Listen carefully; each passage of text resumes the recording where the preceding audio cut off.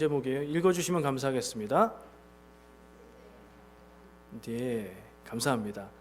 좀 더 크게 읽어주시면 더 감사할 것 같은데 한 번만 더 해주실까요? 제목을 적어놓고 보니까 기억에 한국의 가요 가사가 이런 노래가 있었던 것 같아요. 떠오르시죠?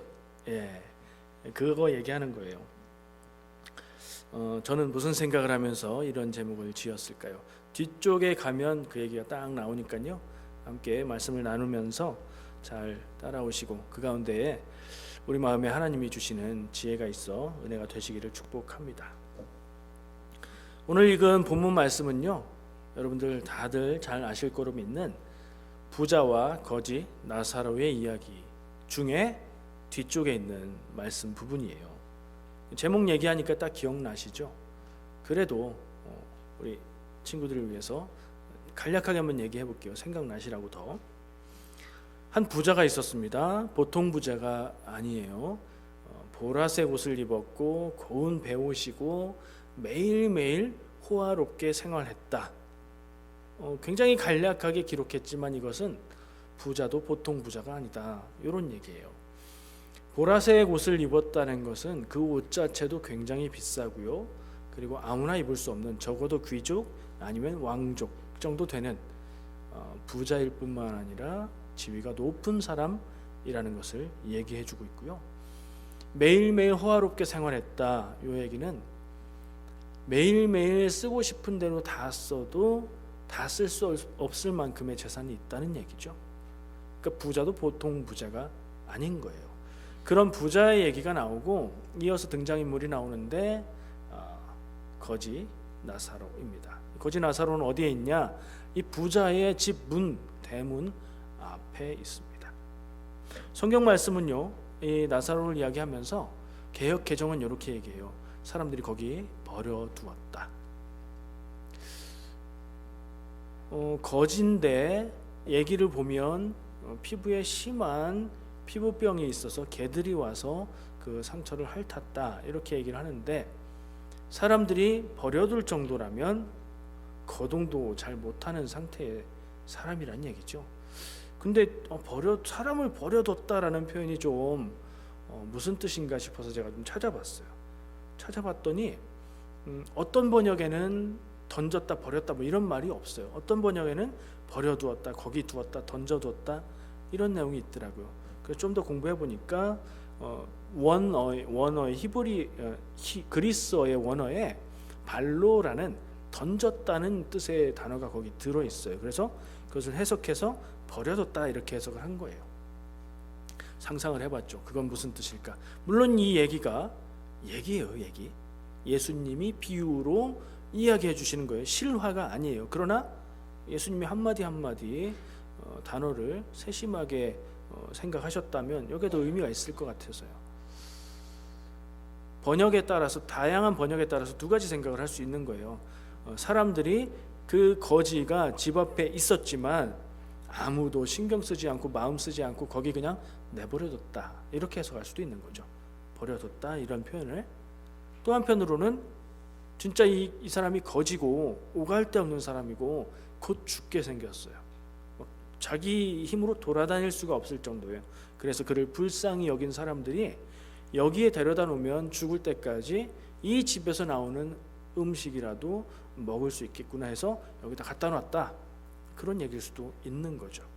두 얘기 다 생각해봐도 비참하기 그지없는, 거지라고 해서 다 이런 상황은 아닌 거죠. 근데 거지 중에도 너무 비참해도 너무 비참한 상황을 이야기하고 있어요.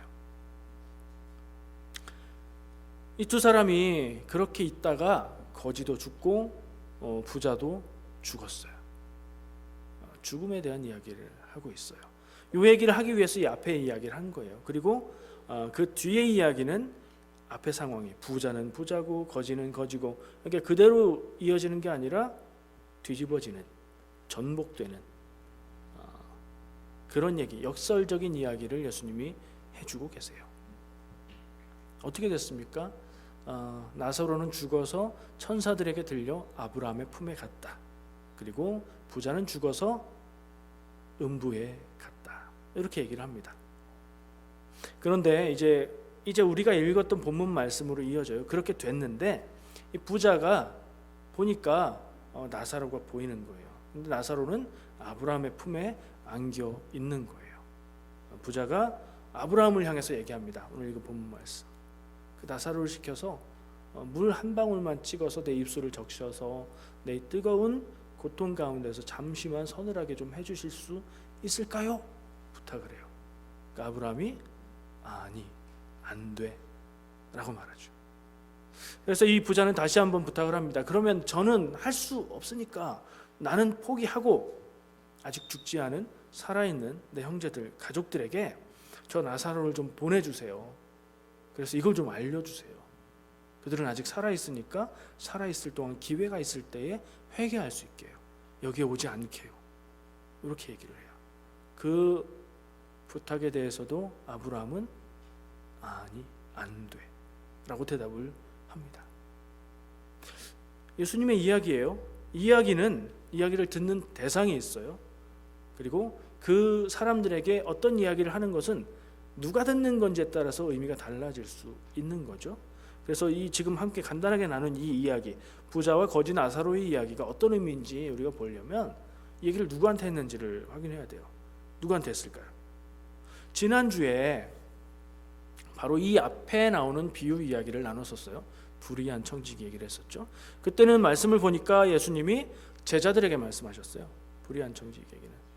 그러면 오늘 이 부자와 거지 나사로의 얘기는 누구한테 했을까 해서 말씀을 보니까 14절 15절 그 두 비유를 중간에 이어주고 있는 그 부분에 내용이 있어요. 제가 읽어드릴게요. 한번 들어보세요. 바리새인들은 돈을 좋아하는 자들이라 이 모든 것을 듣고 비웃거늘 예수께서 이르시되 너희는 사람 앞에서 스스로 옳다 하는 자들이나 너희 마음을 하나님께서 아시나니 사람 중에 높임을 받는 그것은 하나님 앞에 미움을 받는 것이니라. 니들은 사람들 앞에서 높임 받는 걸 좋아하지만 그거 하나님은 좋아하지 않으셔 라고 얘기를 하면서 이어서 하시는 말씀이 비유인 거예요. 그러면 이 비유는 누구한테 하시는 얘기예요? 제자들이 아니라 바리새인들을 향해서 해주시는 말씀이죠. 그러니까 이 내용을 이해하는 것도 중요하고 이 내용을 누구한테 얘기해서 어떤 메시지를 말하고 계신가를 듣는 것도 중요하고 더 중요한 것은 그것까지 간 다음에 그러면 나에게는 어떤 의미인가 생각해 보는 게 더 중요한 거죠. 그런 작용들이 좀 일어나시기를 바라요. 14절에 말했던 이 모든 것을 바리새인들이 듣고 비웃었다고 했잖아요. 그 앞에 나왔던 불의한 청지기 비유예요. 그 얘기를 듣고 바리새인들은 돈이 많아서 비웃었다. 바리새인들은 대체로 부자들이었어요. 그래서 그 얘기를 듣고서 참 우스운 얘기를 하네, 웃기고 있네 하면서 비웃었어요. 그런 비웃는 사람들을 향해서 예수님이 이 얘기를 하신 거예요. 또 다른 질문을 한번 해봤어요. 이 이야기의 의미를 좀 파악하기 위해서 두 가지 질문을 생각했는데, 첫 번째, 이 이야기의 주인공은 누굴까? 이 이야기에 등장인물이 있었죠. 처음 나온 사람은 부자는 이름도 없어요. 보통은 부자가 이름이 있어야 될 것 같은데 부자는 이름도 없어요. 두 번째 나온 사람은 나사로라는 거지. 굉장히 비참한 거지인데 이름이 있어요. 예수님의 이야기니 예수님의 마음이 향하는 것인데 부자는 이름도 얘기 안 하는데 거지에 대해서는 이름을 얘기하시는, 예수님의 마음이 어디로 향하는지가 노골적으로 드러나 있는 거예요. 아브라함이 나오긴 하지만 아브라함은 등장인물이라기보다는 절대자와 해설자에 가까운 사람이니까 빼놓고, 그러면 부자와 거지 나사로 누가 주인공일까? 이런 질문을 한번 생각해 보세요. 이 부자는 아까 말한 대로 이 이야기에서 철저히 무시당하고 있어요. 세상에서는 부자를 무시할 수 없죠. 어떤 사람들도 부자여도 너무 부자인 이 사람을 무시하지 않았을 거예요. 근데 예수님은 이야기하시면서 부자를 이름도 말하지 않는 것으로 그냥 무시해 버리십니다. 나사로라는 이름은 의미가 좀 있어요. 우리가 아는 나사로가 있죠. 이 나사로는 이야기 속의 나사로니까 가상인물이지만 예수님과 가까웠던 사람 나사로가 있죠. 죽었는데 예수님이 다시 살린 사람, 마르다와 마리아의 형제인 이 나사로가 있잖아요. 그 사람과 같은 이름을 붙여 주셨어요, 예수님이. 나사로의 뜻은 무슨 뜻일까요? 하나님이 도우신다는 뜻이에요. 하나님이 도우신다는 이름을 비참해도 너무 비참한 거지에게 붙이셨어요. 그의 이 땅에서 사는 삶만을 생각하면 정말 안 어울리는 이름인데, 죽은 후의 상황을 생각하면 그렇구나, 하나님이 그를 바라보고 그를 도우시는구나 하는 생각에 딱 맞는 이름인 것 같아요. 참으로 뭐라고 할까요? 어떤 표현을 써야 될지 좀 소름 끼치는 점이 있는데, 예수님이 이 얘기를 사람들에게 할 때도 이것은 이야기였어요. 그렇죠? 지금 읽는 말씀으로 우리가 읽어도 이건 이야기예요. 근데 이 이야기는 예나 지금이나 현실 가운데 있는 모습하고 크게 다르지 않은 것 같아요. 그런 얘기 많이 했었죠. 영화보다 현실이 더 무섭다. 얼마 전에 그런 얘기들 많이 나왔었던 것 같아요. 어쩌면 이 이야기보다 더 비참한 현실들이 이 세상에 있을 수도 있어요. 어쩌면 그 상황 가운데 내가 그 비참한 상황에 처하게 될 수도 있어요. 저는 그래서 그런 생각을 해봤습니다. 나는 이 두 등장인물 가운데 어떤 사람에게 가까울까? 근데 그 답이 안 나오더라고요, 쉽게. 제가 생각하기에 나는 비참해도 너무 비참한 죽음만을 기다리고 있는 거지 같은 그런 삶까지는 아닌 것 같고, 그렇다고 해서 부자여도 너무 부자인 그 사람하고도 가까운 것 같지 않고, 어떤 마음이 드냐면 이 이야기를 보면서 제 3자적인 입장에서 예수님의 얘기를 듣고 그냥 나와 비슷하다가 아니라 내 마음은 어디로 향해야 될까? 예수님은 무슨 얘기를 하고 계신 걸까? 그런 정도의 관점으로 보게 되었습니다. 제가 아까 던졌던 질문 있죠. 누가 주인공일까? 누가 주인공 같으세요? 좋은 사람으로 치면 거지 나사로가 주인공이어야 맞는데, 대사 한마디 없는 주인공 보셨어요? 이 이야기에서는 대사가 많은 부자가 주인공인 것 같아요. 그러니까 악역이 주인공인 거죠. 악역이 주인공인 이야기가 있다면 우리한테 무엇을 전해줄까요? 그렇게 하지 말라는 얘기 하는 것 아닐까요? 그런 생각을 해봅니다. 오늘 말씀을 묵상하면서 제가 한 3가지 정도로 정리한 내용이 있어요. 결론은 하나고요. 2가지는 이 이야기는 그런 얘기가 아닙니다 하는 생각이 들었어요. 그 내용을 좀 나누고 싶습니다. 첫 번째, 예수님이 바리새인들에게 하셨던 이 이야기는 천국과 지옥에 대한 이야기가 아니에요. 꼭 그게 아니다 이 말이 아니라 그게 핵심이 아니라는 거예요. 왜 그렇게 생각할까요? 천국과 지옥을 말하실 때 예수님은 천국, 하나님 나라, 지옥 이런 말씀을 하셨어요. 그 단어를 직접적으로 쓰셨어요. 근데 오늘 말씀에서는 어때요? 음부, 아브라함의 품 이런 단어가 있죠. 그러니까 이게 아주 관계없는 것이라고 볼 수는 없는데, 이게 천국과 지옥을 말하는 것이라고 볼 수도 없어요. 다른 용어를 쓰고 있기 때문에. 그리고 그게 같은 거지, 비슷하잖아 이렇게 말할 수도 있는데, 성경에 지옥이라는 용어는 따로 있습니다. 게헨나라는 단어가 지옥이고요. 이 음부라는 단어는 하데스라는 단어예요.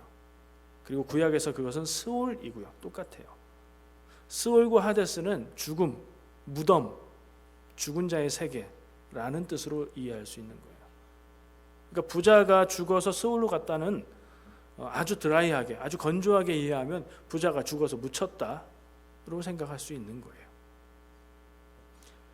그렇다고 해서 이게 이 말씀 속에서 천국과 지옥, 심판 이런 것들에 대한 걸 찾으면 안 된다 이런 건 아니에요.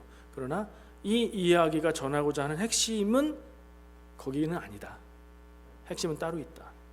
이건 그럼 뭐예요? 이 얘기들은 마치 천국과 지옥 이야기 비슷한 얘기를 하시는 이유는 저는 배경이라고 생각합니다. 예수님이 어떤 이야기를 전하시는데 배경을 쭉 까는 거예요. 어떤 배경이냐? 당시의 사람들이 생각했던 죽음 이후의 세계에 대한 것을 반영해서 배경을 까시는 거죠.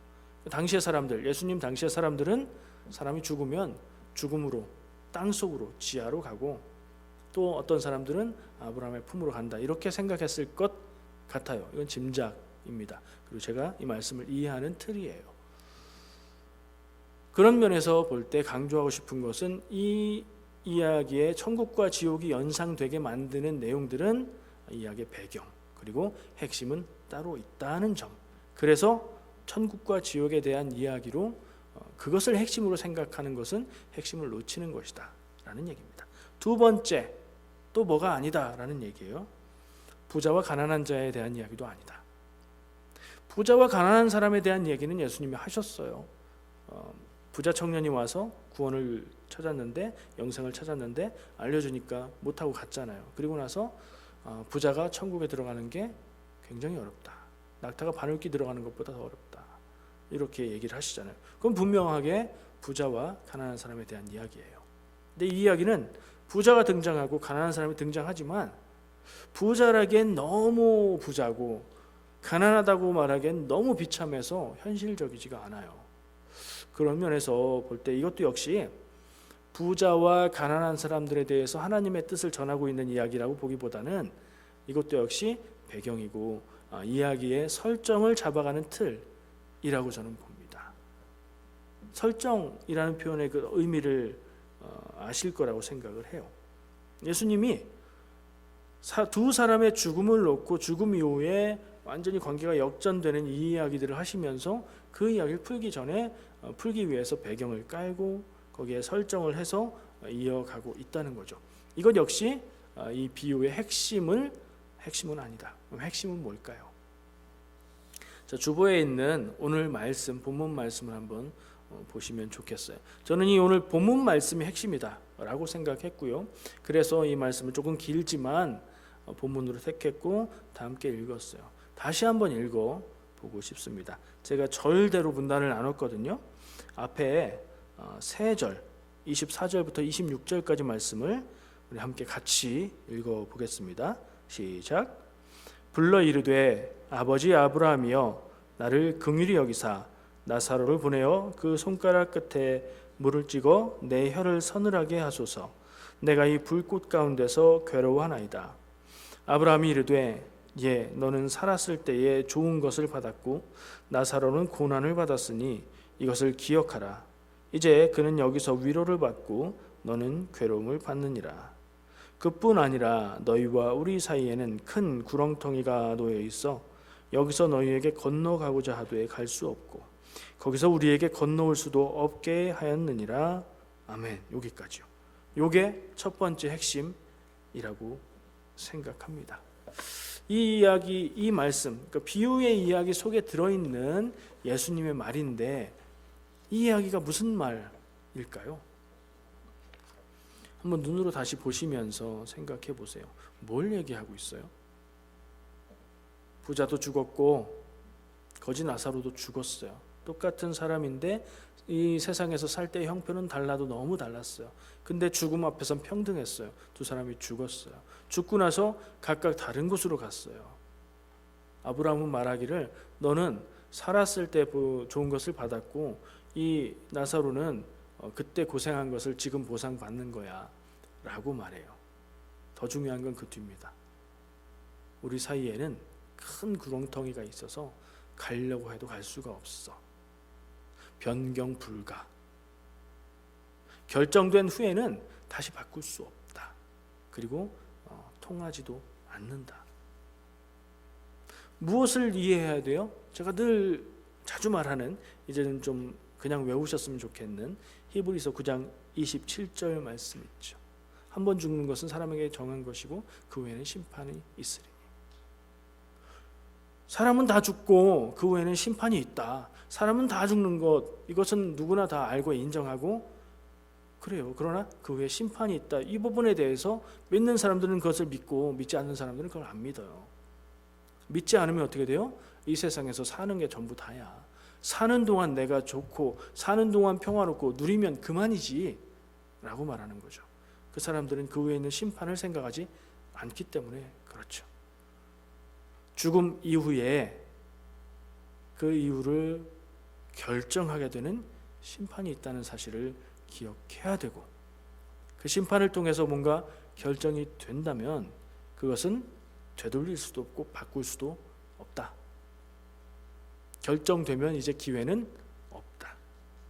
저는 이 말에서 부자가 아브라함에게 부탁하고 안 된다라고 얘기하는 이 이야기 속에서 변경 불가라는 메시지를 들어요.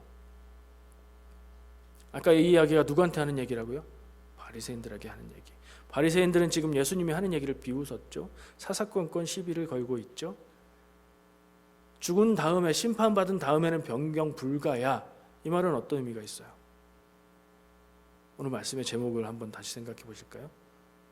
있을 때 잘해.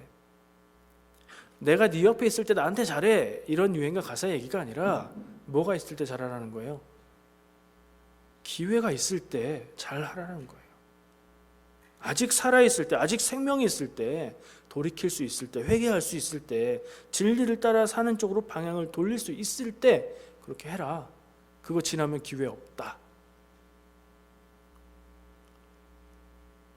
바리새인들에게 그렇게 얘기하시는 거예요. 이건 무서운 경고죠. 너희들 그렇게 계속 살면 나중에 돌이킬 수 없는데, 이런 경고를 하고 계신 것으로 저는 들립니다.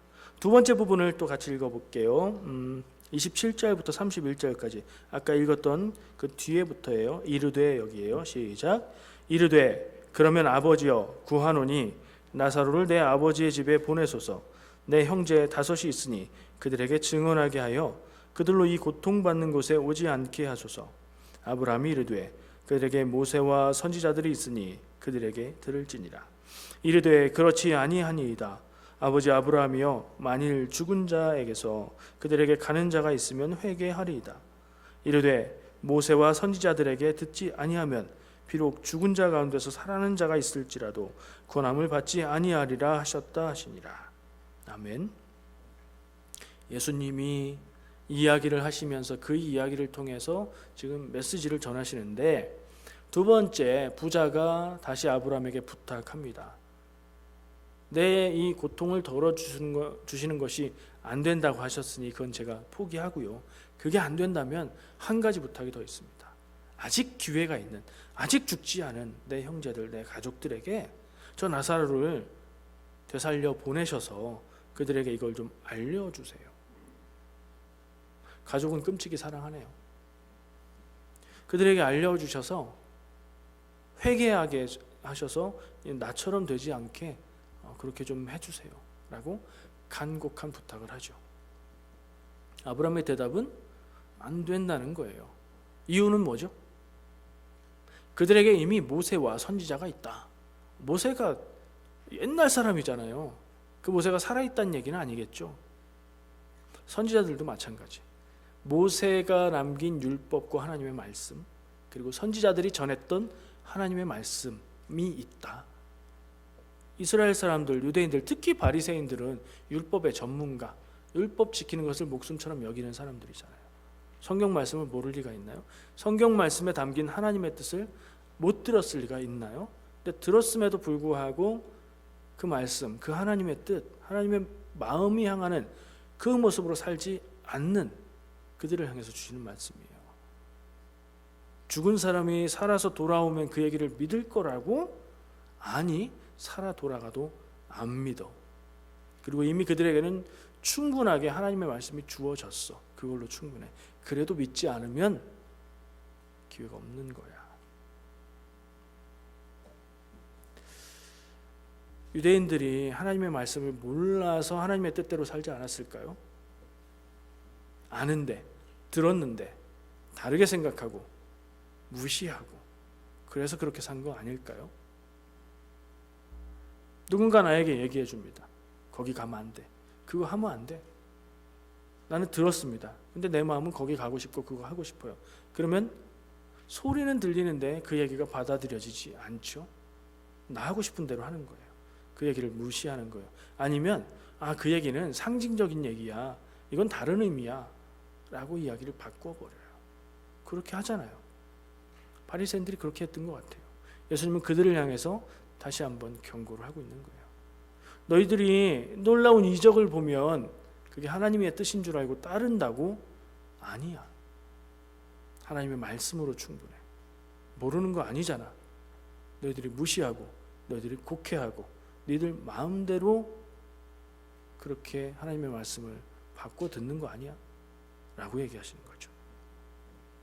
한마디로 얘기하면 저는 그렇게 살지 마라, 이런 얘기로 들어요. 예수님의 마음이 진짜 그랬을 것 같아요. 그 말씀을 이렇게 이야기를 통해서 해주시는 것 같아요. 경고죠. 너희들 그렇게 살면 구원 없고 나중에 후회할 걸. 너희들 그러면 안 되는데, 경고하시는 거예요. 경고는 뭐예요? 아직 기회가 있는 거예요, 없는 거예요? 있는 거죠. 경고를 들으면 아직 기회가 있는 거죠. 지혜로운 자라면, 정말 하나님의 말씀이나 진리를 사모하고 아는 자라면 이 얘기를 듣고 깨달을 거고 돌이키겠죠. 실제로 바리새인 가운데서도 예수님을 찾아와서 영생의 길을 물었던 사람이 있죠. 니고데모라고 이름을 밝히기도 했고 그는 바리새인이라고 기록하고 있어요. 또 서기관인데 예수님의 말씀을 듣고 그 말씀을 긍정하고 자기도 그 말씀에 대해서 어떤 의견을 얘기하고, 그래서 예수님한테 너는 하늘나라에서 멀지 않다라는 말씀을 들었던 사람도 있어요. 서기관은 대체로 바리새인에 속한다고 해요. 그러니까 바리새인 가운데 예수님을 따른 사람도 있기는 해요. 극소수죠. 그런 생각을 해보면서 저는 성경에 어떤 한 인물이 떠올랐어요. 제가 퀴즈를 낼게요. 성경 한번 맞춰보세요. 구약은 좀 자신 없기도 하죠. 그러나 좀 읽어보셨으면 맞출 수 있을 것 같아요. 여성입니다. 여성의 이름이에요. 여성이고요. 그리고 구약 성경에 나온다고 했죠. 그리고 그 구약 성경은 여호수아서예요. 지금쯤 알아채시면은 제 속을 다 꿰뚫어 보시는 건데 아직은 모르실 것 같아요. 예수님의 조상이 되는 사람입니다. 그럼 후보가 좀 간추려지죠. 구약에 나오고 여성이고 여호수아서에 나오면서 예수님의 조상이 되는 어떤 사람. 한쪽에서 보면 민족의 배신자, 그러나 그 일을 통해서 자신과 자기 가족을 구원한 사람. 이쯤 되면 이제 한두 명쯤은 이제 아신다는 눈빛이 나왔으면 좋겠어요. 이제 얘기는 하지 마시고요. 그래도 다 같이 맞추면 좋으니까. 여리고성을 점령할 때 이 사람이 등장을 해요. 출애굽해서 여리고성을 점령하는 그 얘기 가운데 이 사람이 등장하고, 여리고성을 점령한 다음에 다 죽었는데 이 사람과 가족은 살았어요. 이제 얘기는 대충 떠오르시죠? 여리고를 정탐 갔던 이스라엘 사람들을 숨겨줬던 사람이에요. 이름은 두 글자. 성경은 이 사람을 불러서 앞에 그의 직업을 붙여서 뭐뭐뭐뭐라고 불러요. 잠깐만요. 옆에 사람 이제 모르는 눈치면 좀 알려주세요. 이렇게. 누구예요? 기생 라합이죠. 예수님의 조상으로 예수님의 족보에 기록된 사람이에요. 근데 여리고 사람이죠. 이민족, 이방인인데 예수님의 조상이 된 사람이에요. 그렇게 여리고성 점령 후에 이스라엘 사람들 가운데 결혼을 해서 예수님의 조상이 되었어요. 왜 그 사람 생각이 났을까요? 그것까지 좀 마음에 와 닿으시나요? 그는 여리고성 사람들 입장에서 보면 민족의 반역자, 배신자죠. 자기 살겠다고 우리 성을 쳐들어온 사람들을 도왔으니까 말이죠. 결과로도 어땠어요? 자기와 가족들만 살고 다 죽었죠.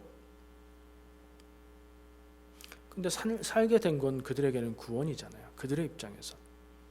기생 라합은 왜 그랬을까요? 이스라엘 백성이 광야를 지나서 자기들이 살고 있는 땅으로 온다는 것을 그 사람들이 듣고 알았어요. 그리고 오면서 있었던 얘기들도 전에 들었어요. 하나님이 하시는 일이구나. 하나님이 이 성을 무너뜨리고 그들에게 주겠구나. 살아야 되는데 살 길은 그들을 돕고 그들에게 투항하는 길이겠구나 라고 생각했던 거지요. 살 길을 찾았다는 점에서는 그녀는 잘한 거예요. 바리새인들 생각을 하면서 그 생각을 한 거예요. 단체로 죽을 길을 향해서 살아가고 있는 사람들이 있다면 어떻게 해야 될까요? 그리고 살 길을 전에 들었다면 어떻게 해야 될까요? 바리새인들은 아까 얘기했듯이 다 나름 부자였어요. 부자였으니까 율법을 공부할 수도 있고, 지금도 마찬가지잖아요. 재산이 좀 있어야 공부를 잘 할 수 있잖아요. 오래 공부하려면 공부도 할 수 있었고, 율법을 공부해서 율법 지식으로 누구한테 가서 그 얘기를 딱 하면 힘도 얻을 수 있었고, 삶의 여유가 있으니까 율법을 잘 지킬 수 있었고, 삶이 여유롭지 않아서 율법을 몰라서 못 지키는 사람들을 향해서 그렇게 살면 죄인, 율법을 지키고 살아야 의인, 우리는 의인이야 라고 생각했던 무리잖아요. 자부심이 있었죠, 자기들 나름대로는. 그리고 연대의식도 있었어요. 어디 가서 바리새인 그러면 우리 바리새인, 이런 게 있었죠. 아까 얘기했던 예수님을 찾아가서 영생을 묻고 예수님과 얘기하면서 맞아요 해가지고 천국에서 멀지 않다 이런 얘기를 들었던 사람들은 바리새인 편에서는 변절자일 수도 있죠.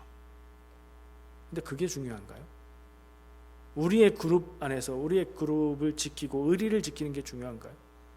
단체로 지금 죽음의 길을 향해서 가고 있다면 거기서 벗어나는 게 중요한 거죠. 그래서 이 라합이 떠올랐어요. 기회가 있을 때 믿고 돌이켜야 구원받는 것이다. 예수님은 바리새인을 향해서 이렇게 엄중한 경고를 하십니다. 기회가 있을 때 회개해야 죄에서 벗어날 수 있다. 우리의 삶 가운데 내 삶을 붙들고 있는 죄가 있습니까?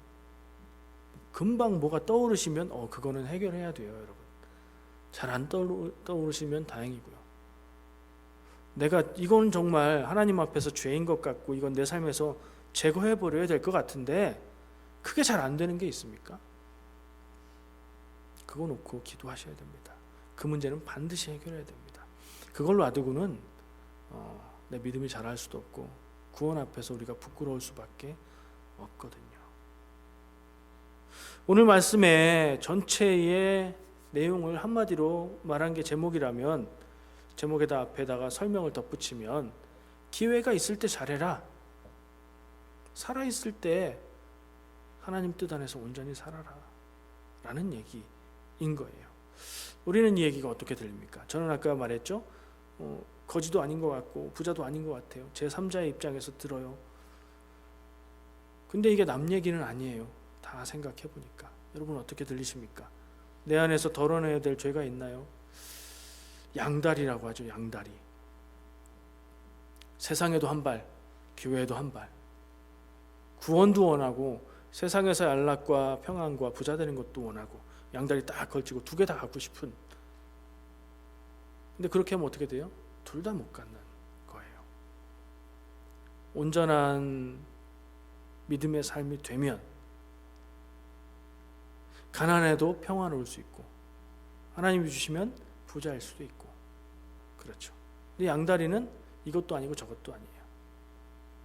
평화로운 것 같았다가 우울에 빠지기도 하고 왔다 갔다 오락가락 하면서 살아갈 수밖에 없어요. 확실할 필요가 있는 것 같아요. 오늘 바리새인들을 향해서 주셨던 이 경고가 우리한테 직접적으로 와가지고 그냥 쾅 부딪히는 건 아니지만 우리도 분명히 들을 바가 있지 않나, 제 마음엔 그랬거든요. 생각합니다. 여러분들에게 하나님의 음성이 되어서 우리의 삶 가운데 제거해 버려야 될 것이 있으면 확실하게 양다리 말고 두 다리 다 주님 안에 두고 살아가는 그런 삶이 되시기를 축복합니다. 기도하겠습니다. 사랑의 하나님 감사합니다. 우리를 사랑하셔서 구원하여 주시고 복음을 듣고 믿게 하시니 감사합니다. 복음을 믿고 구원받은 우리가 그런데 온전히 복음 안에서 살지 못할 때가 있는 것을 발견합니다. 주님, 우리가 이것에 더욱더 민감하게 하셔서 죄된 부분, 하나님의 뜻이 아닌 부분을 내 삶에서 제거하여 버릴 수 있는 그런 지혜와 그런 능력을 내게 허락하여 주시옵소서. 예수님의 이름으로 기도합니다. 아멘.